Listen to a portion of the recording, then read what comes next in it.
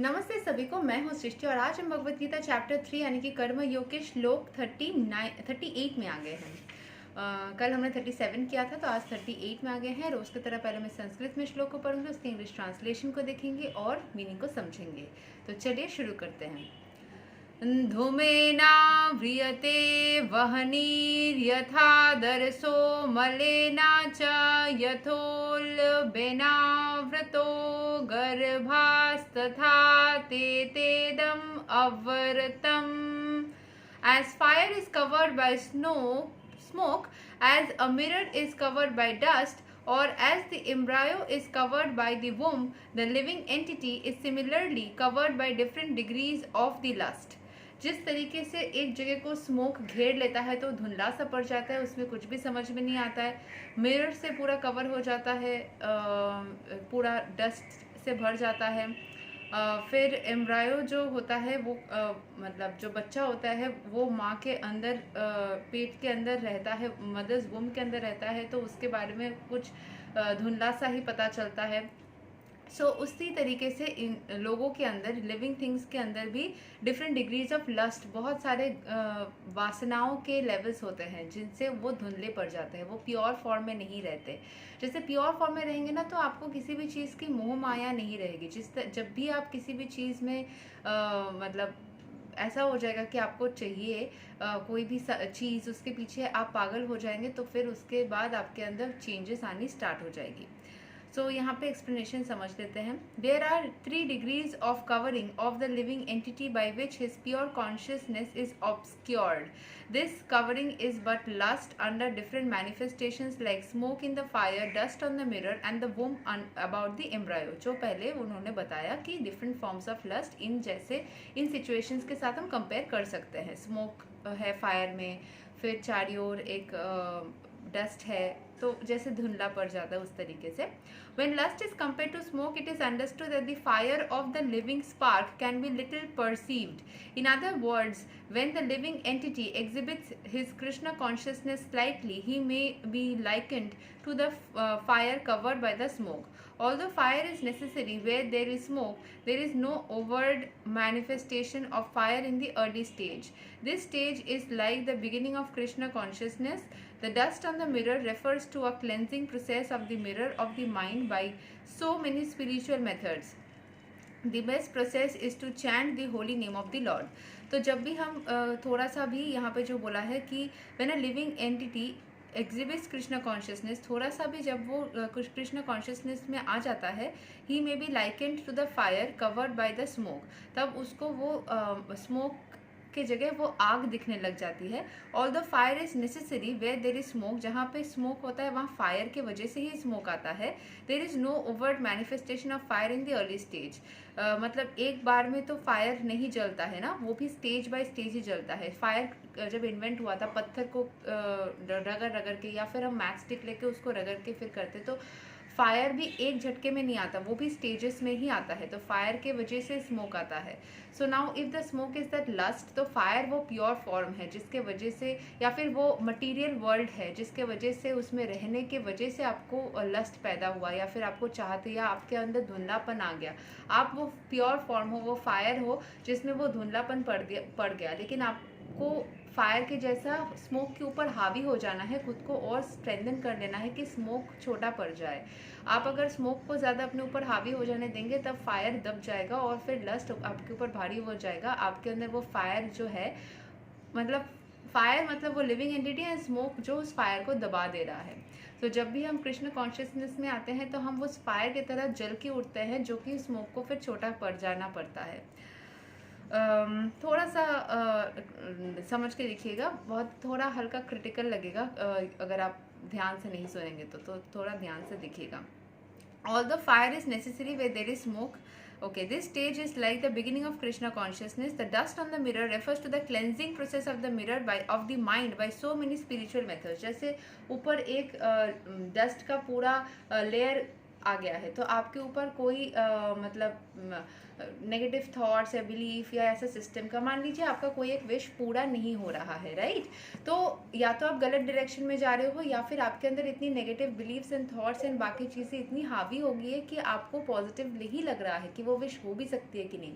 जैसे मैंने कहीं पे पढ़ा था, कृष्ण बोलते हैं कि समय से पूर्व कोई इच्छा रखने से हमें वही दुख का कारण बन जाता है। जब सही समय होगा आपके सारी इच्छाएं पूर्ण होके ही रहेंगे, लेकिन जब भी आप गलत डायरेक्शन में जाते हो या फिर ज़्यादा हाई डिमांड्स रखते हो, जो मैं एक बार एक वीडियो में बोल रही थी कि वो स्टूडेंट के 10th के बुक में स्ट्रेस मैनेजमेंट करके कोई चैप्टर था, उसमें भी यही चीज़ पढ़ाया गया था कि अगर आप ओवर डिमांड करेंगे या फिर ऐसा कुछ डिमांड करेंगे जो इरेशनल है, जो पॉसिबल नहीं है, तो आपको अंदर ही अंदर दुख होगा। आपको समझना होगा कि क्या ये चीज़ अभी मेरे लिए सही है या क्या ये चीज़ पॉसिबल है। अभी नहीं पॉसिबल है तो आगे चल के होगा, राइट। अगर मैं अभी अभी सोचूं कि मुझे अभी एक बंगला खरीदना है, मुझे गाड़ी खरीदना है, मुझे बहुत कुछ है, तो क्या मेरे पास उतने पैसे हैं अभी वो सब कुछ करने के लिए? क्या मैं एक झटके में उतने पैसे कमा सकती हूँ? क्या सबके अचानक से लॉटरी लग जाती है?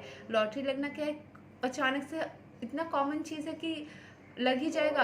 क्या मैं उस वजह से लॉटरी के पीछे पैसे बर्बाद करूं, या फिर एक कैलकुलेटिव वे में चलूं कि अगर कभी मेरी ज़िंदगी में कुछ ऐसे टर्नओवर्स आ गए जिसमें मुझे कुछ ऐसा हासिल हो गया, तो दैट इज़ फाइन। अदरवाइज़ मुझे कैलकुलेटिव वे में चल लेना चाहिए, ताकि एटलीस्ट दिमाग को शांति रहे कि अभी अभी ये चीज़ें नहीं चाहिए। खुद को उस तरीके से प्रोग्राम कर ले कि हाँ, उतनी पागलपंती की ज़रूरत नहीं, उतना तकलीफ़ लेने की, टेंशन या पैनिक लेने की ज़रूरत नहीं है। सो उस तरीके से आप खुद को समझा सकते हैं कि are you on the right track, क्या आप सही कर रहे हो। या एम्बिशियस होना सही है, लेकिन एम्बिशन के साथ साथ एक कैलकुलेटिवनेस भी रखना होगा, ताकि हम लॉजिकली चीज़ों को करें। The stage is like the beginning of Krishna consciousness. Okay, the best process is to chant the holy name of the Lord. अगर आपको कुछ भी समझ नहीं आ रहा है ना, तो चैंटिंग, मैंने वो स्ट्रेस मैनेजमेंट के चैप्टर जब पढ़ा रही थी उस स्टूडेंट को, 10th के स्टूडेंट को, वहाँ पे the methods by which you can manage your stress, उसमें मेंशन था कि आप योगा करिए, आप फिजिकल एक्सरसाइजेस करिए, जो कि डांस वांस के साथ में था, नेचर के साथ में टाइम स्पेंड करिए और चैंटिंग करिए, ठीक है, एंड चैंटिंग एंड मेडिटेट वैसा था, ठीक है। 5 मेथड्स थे, 5वां मुझे थोड़ा याद नहीं आ रहा है, बट चैंटिंग में क्या होता है, जब आप एक ही पॉजिटिव नाम लेते जाते हो 2-4 चीज़ें होती है। एक तो होता है कि उस चीज़ का एक वाइब्रेशन क्रिएट होता है, आपके दिमाग में एक प्रोग्रामिंग होता है, बिलीफ सिस्टम क्रिएट होता है कि कुछ ना कुछ फोर्स तो है जो मुझे मदद करेगी और मेरा ये चीज़ बन ही जाएगा, तो आप खुद कॉन्फिडेंट बन जाते हो, नंबर 1। जब आप एक ही धुन को धीमी तरीके से बोलते जाते हो, जैसे हरे कृष्ण महामंत्र था, या ओम नमो भगवते वासुदेवाय, ओम नमो भगवते वासुदेवाय, ओम नमो भगवते वासुदेवाय, जब आप स्लोली बोलते जाते हो ना, और चैंटिंग में तो इतना आवाज़ में नहीं, और भी धीमे तरीके से बोल सकते हैं, तो आपके दिमाग की जो उथल पुथल की फ्रिक्वेंसी थी ना, वो एकदम समान हो जाती है, एंड फिर स्लो तरीके से आपके दिमाग में सब कुछ चलता रहता है। सो क्या होता है ना, जो बहुत ज़्यादा थॉट्स चल रहे थे वो एकदम स्लो डाउन हो जाते हैं, तो दिमाग को रिलैक्स एंड शांति मिलती है, तो आराम से वो काम करने लगता है, उससे भी आपको रिलैक्स फील होता है, आप कॉन्फिडेंट बनते हो, क्योंकि जब भी दिमाग काम करने लगता है आप सक्सेस पाते हो, अपने सारे आइडियाज़ को सही तरीके से लगाते हो, तो आप जितना हम सही चेकलिस्ट को करते जाते हैं ना, उतना ही हम स्ट्रॉन्ग बनते जाते हैं, ठीक है, उतने हम कॉन्फिडेंट बनते जाते हैं कि हमें कर सकता हूँ, मैं कर सकती हूँ।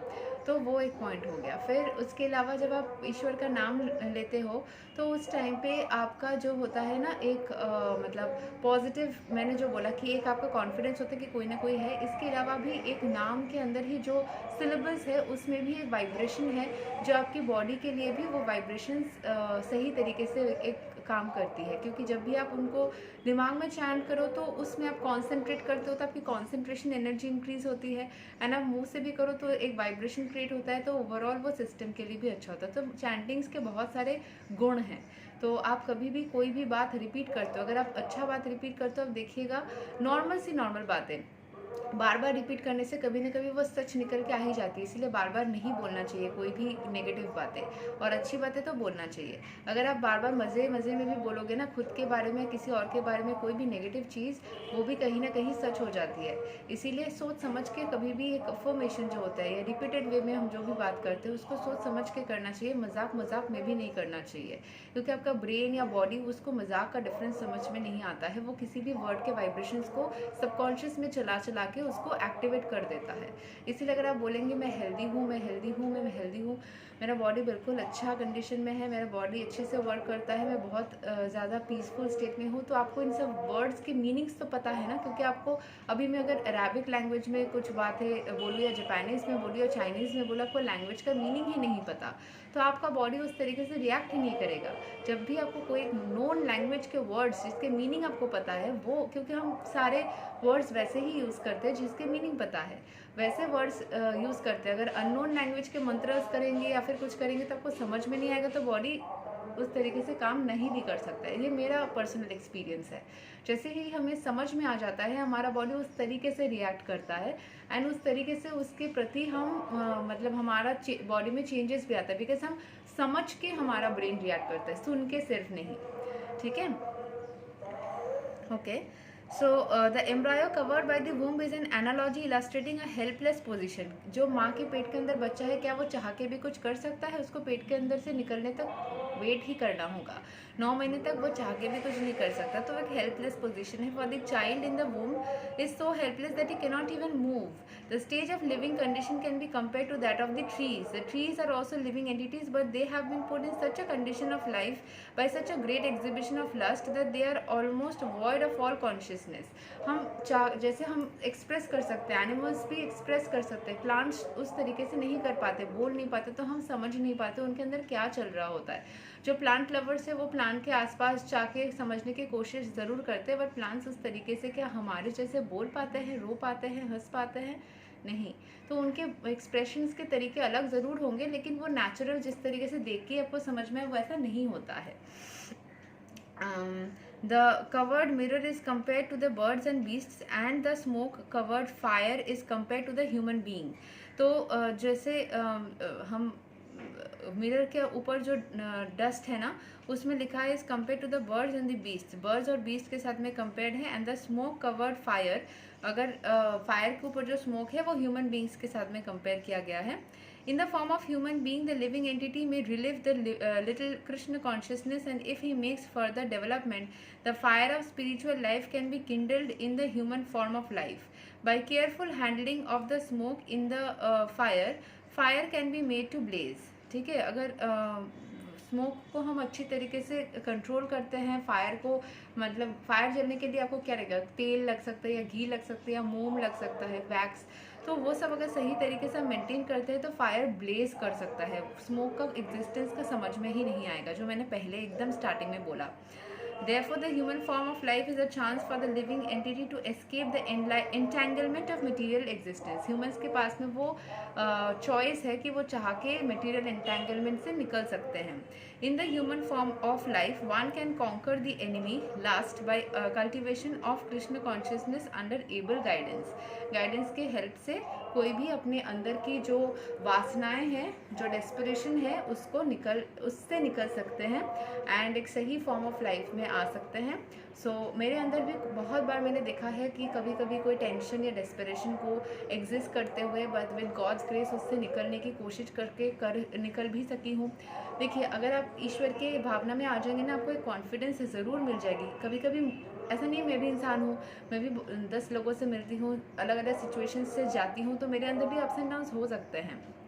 बट क्या है ना कि आपको अगर एक विश्वास होगा ना कि भगवान मेरे साथ है, तो कहीं ना कहीं से आप निकलने के रास्ता ढूंढ ही लोगे, निकल ही जाओगे। आपको कुछ करने की ज़रूरत नहीं है, बस विश्वास रखिए, ईश्वर मदद ज़रूर करेंगे एंड बेस्ट तरीके से करेंगे। अगर आपके साथ कुछ बुरा हो रहा है, जैसा मैं सोचती हूँ अपने लिए या एक सिचुएशन से होने के लिए, कि ज़रूर ये एक लर्निंग फेज़ है, ये एक ट्रांसफॉर्मेशनल फेज़ है। सोना तब के जल के ही फिर निखर के आता है ना, तो ये एक लर्निंग और हमें तैयारी का फेज़ है। जब भी मेरे लाइफ में कोई क्रिटिकल सिचुएशन आया है, मैं यही सोचती हूँ कि मुझे एक पराठा या रोटी के जैसा सेक के तैयार किया जा रहा है, ताकि मैं बहुत स्वादिष्ट मतलब बहुत ही अच्छे स्टेज में आ जाऊँ, मतलब स्वादिष्ट in the sense not food but yes, कि एक अच्छे फॉर्म में आ जाओ। एक पूरा एक आटा जो होता है, क्या उसको आप कुछ काम के लिए मतलब खा सकते हो, क्या आप उसको काम में लगा सकते हो, क्या उससे आपका पेट भर सकता है? It won't be that beneficial जब तक कि वो रोटी या पराठा ना बन जाए। सो आप भी ऐसे ही सोचिए, कभी डिफ़िकल्ट सिचुएशन आए ना लाइफ में कि ये मेरा एक ट्रांसफॉर्मेशनल फेज़ है, मुझे तैयार किया जा रहा है नेक्स्ट स्टेज के लिए और मैं नेक्स्ट स्टेज में और बेहतरी की तरफ जाने वाला हूँ। सिर्फ यही मत सोचिए कि ये मेरा एक कर्मा है, मुझे भुगतना है, फिर आप ना गिल्ट वाले स्टेज में आ जाएंगे, नीचे गिरते चले जाएंगे, नेगेटिविटी आ जाएगी, क्योंकि ये वाले सोच ही थॉट प्रोसेस से, एक नेगेटिव थॉट प्रोसेस से मैंने कुछ गलत किया होगा उसका कर्मा मिल रहा है। उसके जगह पॉजिटिव तरीके से सोचिए कि अगर मैंने कुछ किया भी होगा, नहीं भी होगा, मुझे कुछ नहीं पता, बट इतना पता है कि इससे मैं और ज़्यादा स्ट्रॉन्ग बन रही हूँ, स्ट्रॉन्ग बन रहा हूँ। ये तकलीफ़ मुझे और स्ट्रॉन्ग बनाने के लिए ही आया है मेरे सामने। चाहे मैंने कुछ गलत भी किया हो, फिर भी मेरा ये सिचुएशन मेरे लिए उल्टा अच्छा काम कर रहा है। जो बंगाली में बोलते हैं शापे बोर होलो, मतलब जो आपको श्राप मिला वो भी आपके लिए एक आशीर्वाद बन गया। सो ये इस तरीके से लीजिए, तो सिचुएशन से डिफ़िकल्ट सिचुएशन से भी निकल के और पॉजिटिविटी के तरफ जाना ईजी हो जाएगा। यही तक था श्लोक नंबर 38। तो भगवद गीता कर्म योग चैप्टर 3, अगले वीडियो में चैप्टर 3 के ही श्लोक 39 को कवर करने वाले हैं। तब तक के लिए हरे कृष्ण।